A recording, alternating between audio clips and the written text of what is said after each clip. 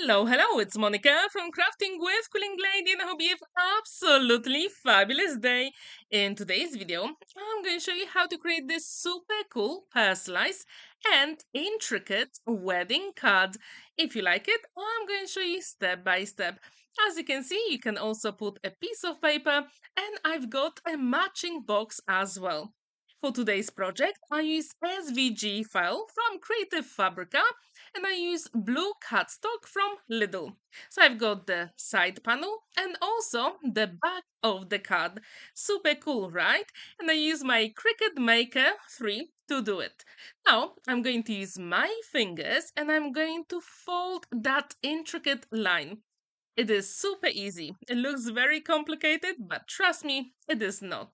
And using my Cricut Maker 3, this card came together really quickly. And that's what I really like.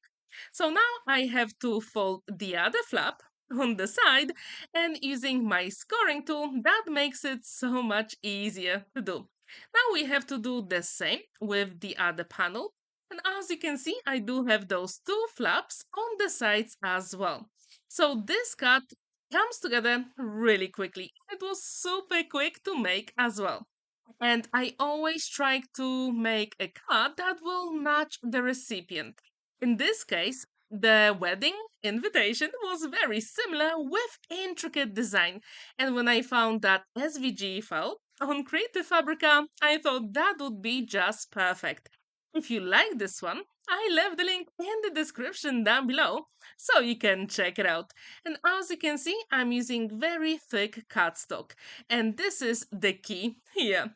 So even with Cricut or Scan and Cut, you can cut those intricate pieces.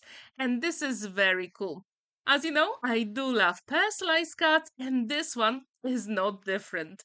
I use exactly the same colors as on the wedding invitation, just to make it even more special. And later on, I use one of my favorite design papers from Marta, and I'm going to show you that in a moment. So, it is time to create the front of the card. First, I'm starting with a white panel. So, as you can see, I'm going to have a blue border. And this design paper comes from Box of Sunshine, designed by Marta Dębicka. She created that beautiful collection pretty long time ago, but I still love it. Not only all the colors of the design papers, but what's also included in the set. And I'm going to show you that in a moment. So using two other small panels, I created a rectangle. And as you can see, I also used a leftover from my white card to create a white border. Really cool, right?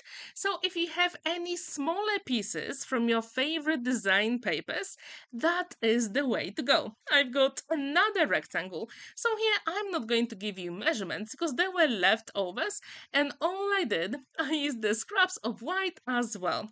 Now it will be time for decoration. So from my stash, I use one of the cutting dies from Crafter's Companion. I die cut it using 300 GSM white card. Now I'm going to thread the ribbon. It is pretty old die, but I still love it. And I had to put that blue ribbon because it is the theme for the wedding. Just to make sure the ribbon is secure, I'm going to use a sellotape. And that is the trick. Now it will be time to put it at the front of the card. So here, I really want to encourage you to use your scraps to create beautiful layouts on a card. As you can see, I had a bigger piece of paper and then I used two smaller ones, and this way my card is even more interesting. How often do you use layouts to create your cards? Do you have your favorite style? If you do, please let me know in the comments down below.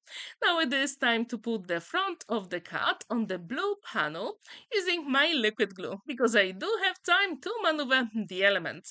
And when this is ready, then I can add dimension. And that's what I'm going to do here. A few drops of liquid glue, then double-sided foam adhesive, liquid glue again, and it will be there. And as you can see, you can create very stunning and beautiful cards with a limited color palette. Very often I go wild with the colors because I just love them. But here I try to do my best with a limited color palette. Now I've got the names of the recipients and also the day for their wedding. I'm going to add some dimension to them as well to make them even more special. How often do you add dimension to the names of the recipients? If you do that, do you have your favorite double-sided foam adhesive or do you use a different trick? Please let me know in the comments down below. And how often do you create blue wedding cards? Maybe you have your favorite collection. If you do, I would really like to know which one is it. So, as I told you, this collection was designed by Marta and Dębicka couple of years ago, and I still love it. I still have it in my collection, and I absolutely love to use it. It is so easy to work with. Have you ever used any of Marta's beautiful collections or design papers? If you haven't, in the description down below, I left the link to her Buy Me a Coffee website where she gives you some of the designs for free. In that beautiful Drop of Sunshine collection by Marta, you also get some 3D flowers. So I chose blue, obviously, so they will match the card. As you can see, they already have those beautiful petals and absolutely stunning leaves that I already die cut for you. Super cool, right? So now it is time to put them on the card and I use my liquid glue. However, to be honest, later on I also use hot glue gun just to make sure all those leaves and flowers were set. And this was really easy to do. So if you have a glue gun, I do recommend you use them, especially with 3D flowers. So when this is ready, now it will be time to do another element. And to do it, I need to create the box. So I always measure my card and then I add sometimes 2.5 centimeter, like I did here, because that is the height of the flowers. And I'm going to score it at the very bottom on my scoring board because that is where the base is. And it's always a good idea to check if your card fits inside the box. Now it will be time to create those flaps and it is super simple. How often do you use your scoring board to create boxes for your cards? Please let me know in the comments down below. And if you do have your favorite scoring board, I really like the one from Crafter's Companion because you can create boxes in no time. Both the bases and the lids. Now it is time to fold and burnish all those collines and assemble the base for the box. As usual, I'm going to use my liquid glue because it is the best in the world. And when it dries, it lasts forever. So when this is ready, then I'm going to create the lid of the box. But this time I'm going to use the top of my scoring board. As I told you, I use SVG file to create my card from Creative Fabrica. If you like this card style, I left the link in the description down below so you can check it out. So now this is ready, and in that file there was also one heart, but I duplicated it and I cut it with my Cricut Maker 3 twice. So to decorate my card, I'm going to have two beautiful blue hearts. This is really cool. So now it is time to create the lid. Again, I'm going to score on each side 2.5 centimeter. Then it will be time to fold and burnish, cut the flaps, create those notches, and assemble the lid together. And just to finish it off, it will be time to add two hearts. How often do you create personalized wedding cards? And do you like to make them? Or maybe have your totally favorite style for wedding cards? If you do, please let me know in the comments down below. And if you haven't heard or if you haven't seen my video where I created a very cool handle shaped card, which you can see at the top right corner. I gave you for free sentiments for handle parties, bachelor's party, weddings, and also wedding anniversaries. And all that information is in the video with the handle shaped card, so you can check it out. And you can get those sentiments for free until the end of September. So don't forget to check it out.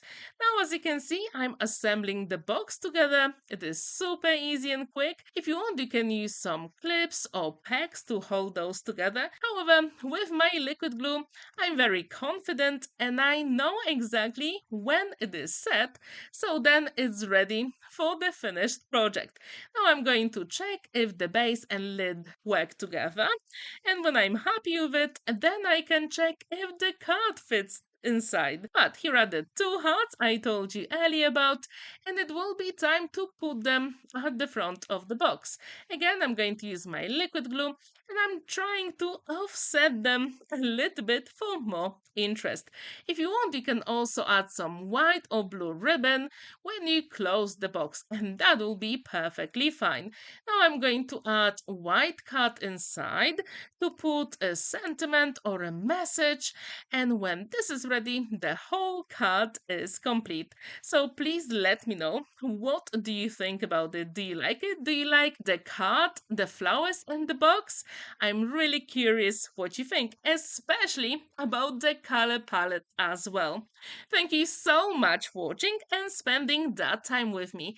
Here you can see two other wedding cards I created. Have a wonderful day, and don't forget to subscribe to my channel if you're new, because there is more inspiration coming your way very soon. Have a wonderful day and happy crafting! Bye!